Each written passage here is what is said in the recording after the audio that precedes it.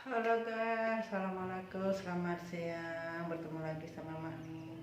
Halo guys, saya hari ini membuat video ini ya tentang banyak sih pertanyaan yang dilontarkan dari teman-teman saya, juga dari tetangga-tetangga saya gitu ya.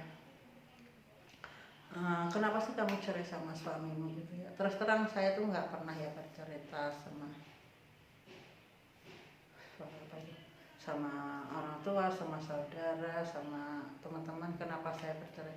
Kalau ditanya kenapa kamu bercerai, saya selalu menjawab bahwa nggak ada kecocokan, jodoh cuma sampai di situ gitu. Saya memang jawab seperti itu ya, karena saya ini belum siap untuk membuka aib-aib suami gitu, mantan suami, karena saya ada anak gitu ya.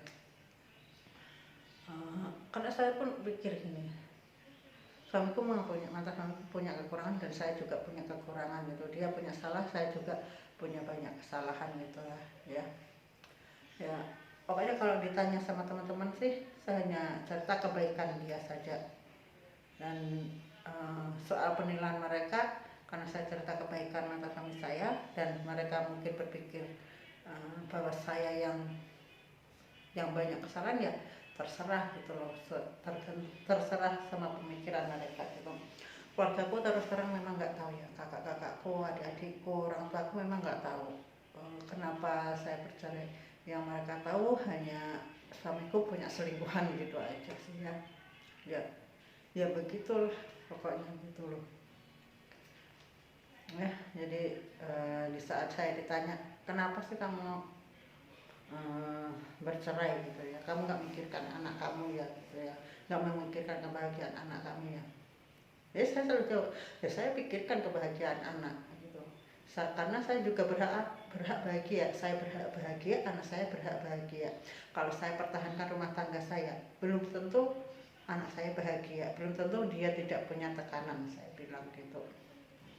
Karena bila kita tinggal satu rumah setiap hari hanya cekcok, anak mendengar itu akan mempengaruhi tumbuh kembang mental anak gitu.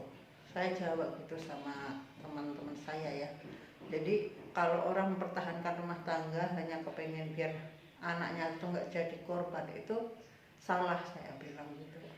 Karena mempertahankan rumah tangga hanya anaknya itu biar mempunyai orang tua yang lengkap, itu salah, saya bilang gitu ya. Mereka kalau orang tua setiap hari cekcok, anak tahu, terus mungkin habis cekcok orang tua bapaknya pergi kemana nggak pulang, dan justru dia merasa punya orang tua nggak lengkap, dan justru dia merasa malah menjadi korban, saya bilang gitu ya. Bukan berkorban perceraian, tapi korban rumah tangga gitu. Setiap hari anak yang cekcok, orang tua yang cekcok, anak pasti akan jadi korban. Tapi kalau sudah bercerai ya, anak akan paham, anak akan mengerti, oh saya hidup sama orang tua saya sudah cerai, dan anak itu ikut siapa. Biasanya kalau anak itu ikut ibu, ayah itu selalu, bapaknya itu selalu akan melupakan tanggung jawab dia sebagai seorang ayah.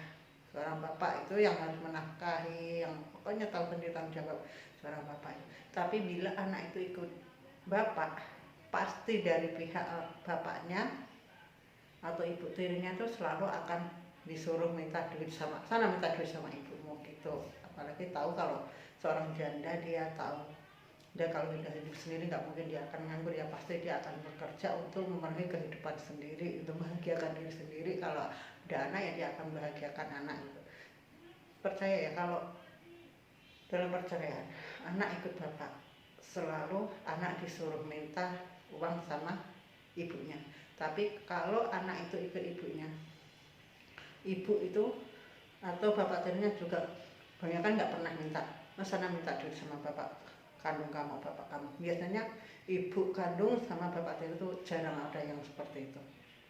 Karena laki-laki yang menikahi janda punya anak, dia itu sudah konsekuensi pada diri dia sendiri. Kalau saya menikahi janda dengan anak, entah anak satu, entah anak dua, entah anak berapa gitu, bahwa itu sudah resiko dia. Kalau dia misalnya memberi makan istri, pasti anaknya harus juga, anak dari bapak dari istri harus juga diberi makan gitu ya, walaupun itu bukan kewajiban dia, itu udah konsekuensi diri gitu,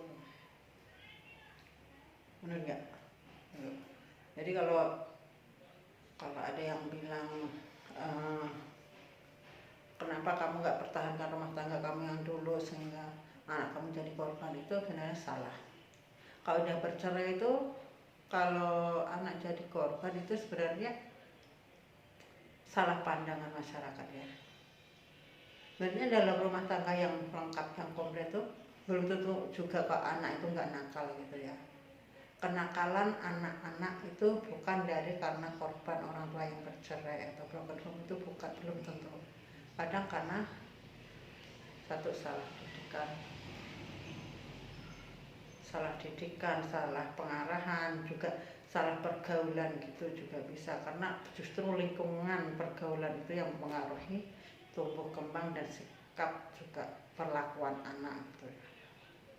Jadi kalau misalnya ada pasal suami istri udah bercerai dan anaknya itu enggak, misalnya dia itu salah jalan, tuh jangan dikatakan itu korban perceraian. Nanti anak itu justru akan menyalahkan orang tua. Tapi kita harus tahu bahwa bagaimana, kenapa si anak itu bisa seperti itu gitu ya. Harus tahu lingkungan dia juga, lingkungan pergaulan dia gitu. Jadi jangan hanya menilai dari keluarganya saja, karena banyak juga orang tuanya yang rumah tangganya utuh, di rumah kelihatannya anak itu nurut sama orang tua, penuh kasih sayang itu, ternyata kalau sudah di luar dengan pergaulan orang yang nggak benar, dia jadi orang yang nggak benar tuh banyak. Nggak usah diberi-beri contohnya deh, kalian tahu saja pemberitaan di TV-TV ya, orang tua yang lengkap anaknya nggak benar, orang tua yang berpisah bercerai anaknya jadi benar tuh juga banyak. Jadi kalau menurut saya ya, kenapa saya bercerai dengan suami saya itu adalah nggak perlu orang lain tahu masalahnya.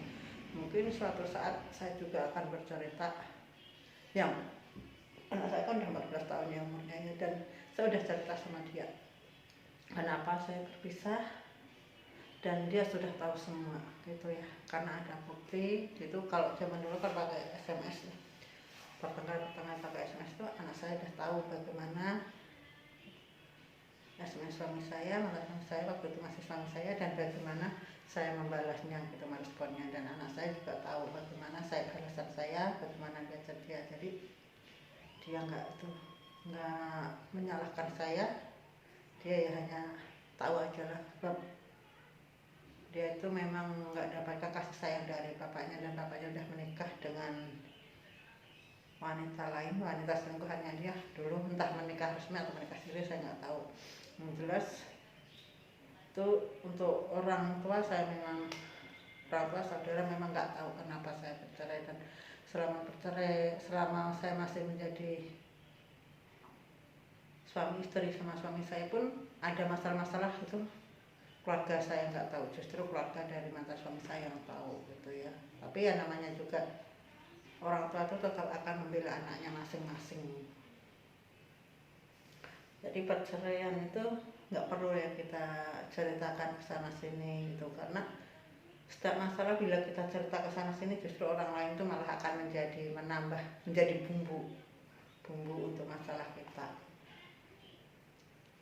Jadi kalau ada untuk kalian yang bertanya-tanya ya, kenapa sih bercerai Mbak? Kenapa, apa nggak kasihan sama anak? Justru saya kasihan sama anak, makanya saya memilih pisah, saya memilih bekerja keras untuk menghidupi anak saya. Jadi kalau itu ya jawaban saya kenapa saya pilih bercerai, kenapa saya nggak mempertahankan rumah tangga saya. Rumah tangga saya itu memang nggak bisa dipertahankan. Kalau sudah ada orang ketiga itu nggak bisa dipertahankan, karena orang ketiga itu pasti nggak mau kehilangan yang dia sayangi gitu ya. Dan suami saya lebih baik kehilangan anak sama istri daripada kehilangan dia gitu. Jadi ya begitu ya. Jadi untuk kalian yang rumah tangganya itu ada masalah gitu, jangan mempertahankan rumah tangga hanya karena berpikir kasihan anak, nggak dapat kasih sayang nanti akan jadi korban dalam perceraian. Jangan berpikir seperti itu. Pikirkan mental anak dan beri pengarahan lah. Anak tuh lama-lama akan tahu, dan dia juga akan tahu siapa selama ini yang merawat dia, yang membesarkan dia, yang menafkahi dia gitu.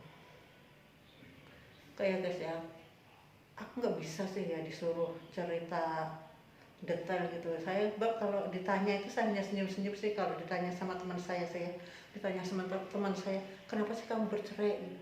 Apa kamu gak kasihan sama anak kamu? Saya hanya senyum-senyum saja, sebab saya takut keceplosan ya. Saya nanti kalau keceplosan saya memburuk-burukkan mantan suami saya, walaupun memang itu buruk, tapi saya kan juga buruk ya. Saya juga punya kejelekan gitu loh ya.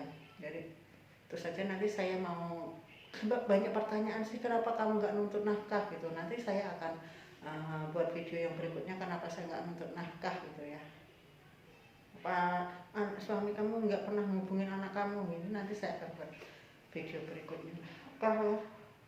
Assalamualaikum ya. Saya nggak tahu mau cerita gimana itu. Kalau nggak ada pertanyaan langsung gitu ya, saya sebenarnya mau buat video itu males gitu ya. Apa sih mau saya buatkan video gitu. Oke lah ya. Assalamualaikum.